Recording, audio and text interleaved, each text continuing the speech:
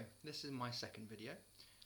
Today I'm going to bring up the question about whether or not there's an issue in the organisation with child abuse, because there's been a lot of talk in the media, a lot of talk on YouTube, a lot of talk in lots of places about Jehovah's Witnesses having a problem with child abuse. So I'd like to address that issue. First of all though, I'd like to just read a few scriptures to start us off, to get us in the right mindset. Now, first one, if you'd like to follow along with me, it's Philippians chapter 4. Philippians 4, we'll start in verse 4. Reads, "Always rejoice in the Lord. Again, I say rejoice. Let your reasonableness become known to all men. The Lord is near." Presumably, in our service to God, we need to be happy and to rejoice.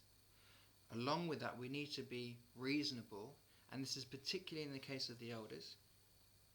As it says just after, let your reasonableness become known to all men, it says that the Lord is near. So if the Lord is near and you're not being reasonable, you've had it.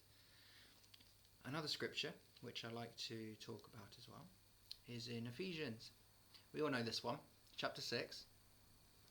It's a very good scripture. It says in verse 1, "Children, be obedient to your parents in union with the Lord, for this is righteous."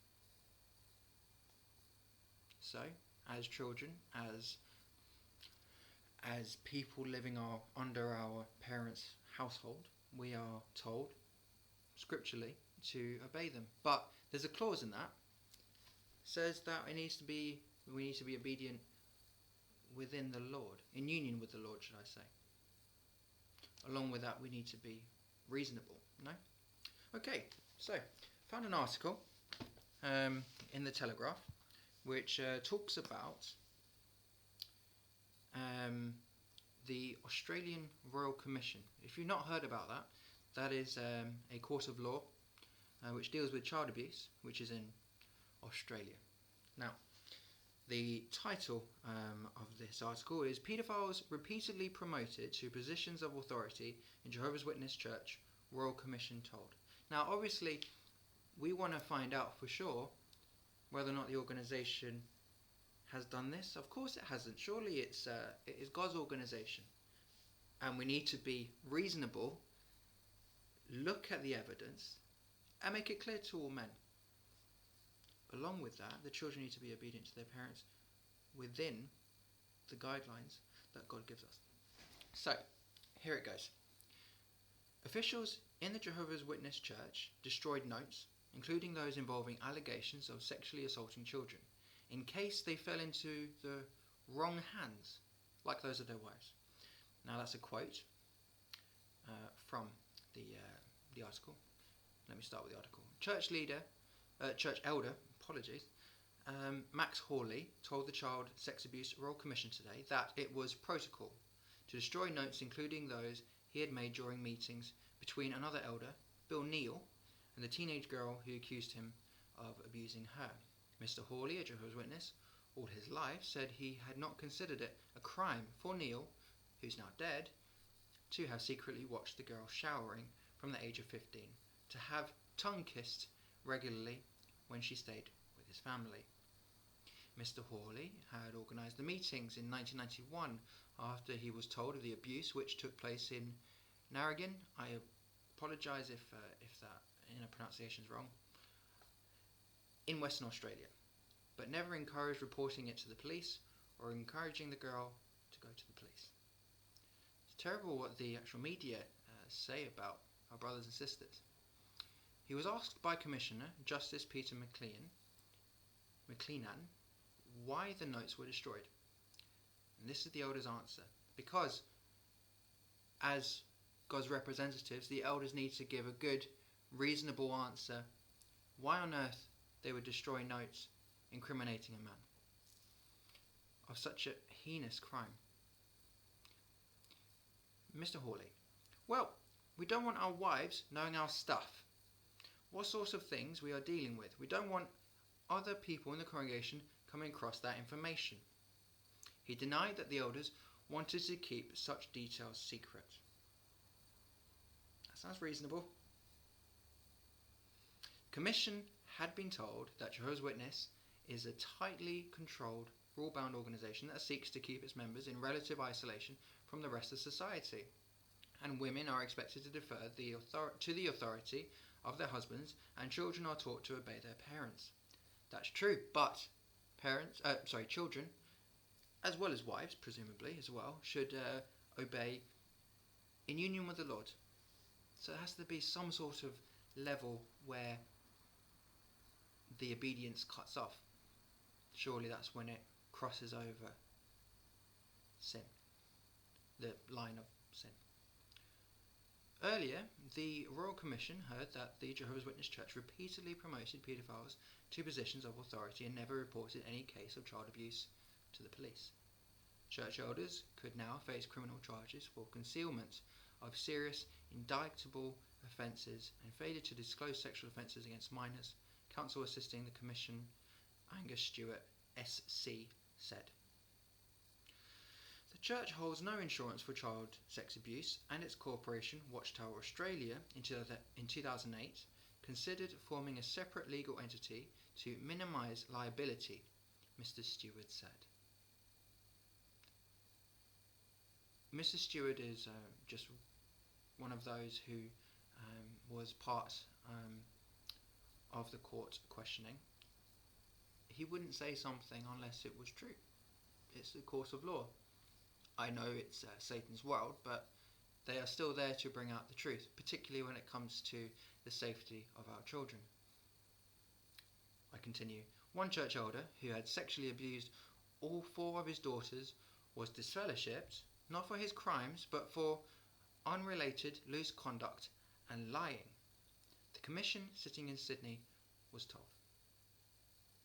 One of his daughters will give evidence that she had to be interviewed by... Here we go, this is important. One of his daughters will give evidence that she had to be interviewed by 3 church elders with her father, and that instead of being supported, the elders made her feel to blame. Her father blamed her for seducing him.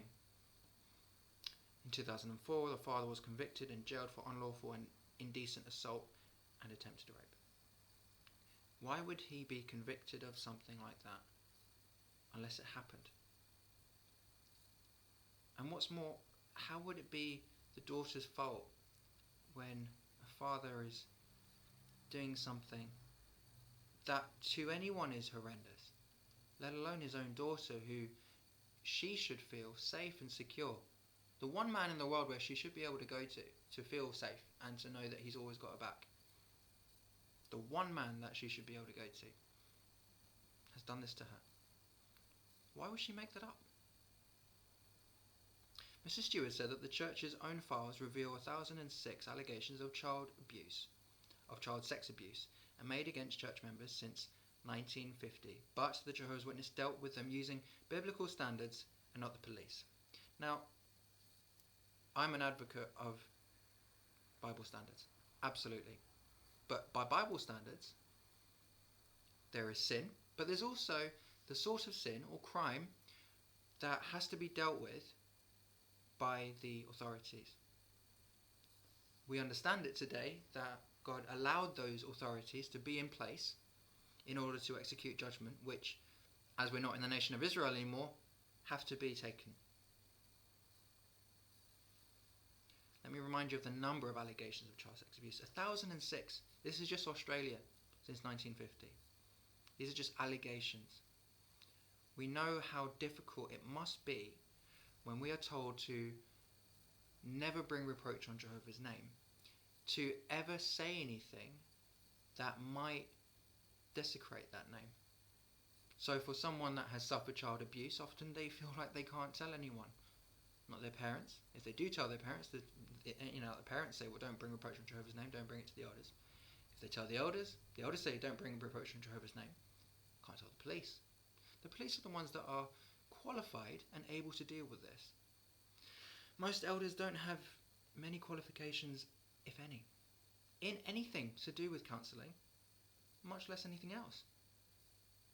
They have spiritual qualifications, but they don't have qualifications in dealing with situations like this. Does that sound reasonable to you? Does that sound like it's in union with the Lord to you? That's my spin on it. Anyway, I'll carry on. They only believed victims if the alleged abuser confessed, or there were two credible witnesses, despite there rarely being witnesses to sex assaults beyond the victim and the perpetrator, Mrs. Stewart said. Now, if any one of you, which is probably most of you, are familiar with the Bible, always to bring a matter, I can't remember the phrase, you always need at least 2 or 3 witnesses to establish a matter. There we go. The problem is that when someone is molested or raped or made to feel inferior with someone stronger and older than them, there's really 2 witnesses, or certainly 2 witnesses that will speak up. There's the one person who's the victim, that if they somehow have the courage to speak up, that counts for 1. But the perpetrator's not going to speak up. I mean, they say that the circumstances acts as a actual witness. If a 3-year-old, a 5-year-old, a 12-year-old comes up and says to the elders, someone's, tickled me in the wrong place or something, it's only going to bring reproach in Jehovah's name, and they just shove it under the carpet.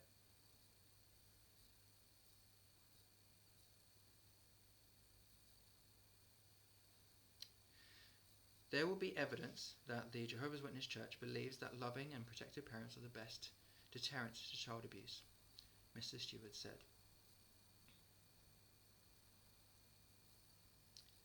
That would be so if the parents spoke up. He said the church believed the end of the world is near. Oh yes. Documents will be tendered which show that Jehovah's Witnesses believe that the only way to finally end child abuse is to, as they put it, embrace God's kingdom under Christ, and to love God with all your heart and your neighbour as yourself, so as to be saved when the end comes, Mr. Stewart said. Now, obviously this is true. Obviously the only way that we're ever going to have a world without pain and without crime and without sin and without child abuse, along with many other things, is if God ushers in his new kingdom, of course. But in the meantime, surely it's up to everyone as individuals, particularly an organisation that's so vast, to make sure that their children are as protected as possible. There's one scripture which is never seems to be cited, and that's the one where the woman is raped in the field. And it said that if she screams, that means she's been raped, because no one has heard her, and the rape continues. If then she goes and complains to the judges at the gates, they'll put the perpetrator, the rapist, to death. They will do what they can to investigate it, but the guy gets put to death. There's no second witness. How much more so is it when a child who later grows up to be really very screwed up emotionally, sometimes physically, definitely sexually, who grows up to be hurt so much like that, surely they should be protected. Bible standard is clear. When someone accuses someone else of something like that, it should be taken seriously. The elders are there to be a hiding place from the wind. How is it a hiding place when the actual victim of those crimes, often very young girls, have to sit in front of 2, maybe 3 elders, maybe sometimes more, grown men, mature men often, but grown men, whatever age they are, and often with their perpetrator in front of them. They have to try and explain what the perpetrator's done to them, how they did it, when they did it, how it made them feel, any of those kind of questions. I found it difficult in my judicial committee to express what I did wrong. I found that really difficult. And I'm a bloke. And I don't mind talking about those things normally. It doesn't bother me. I can't imagine what it must be like for a 12-year-old girl to explain that. Or younger. Does that sound reasonable to you? Tune into the next video.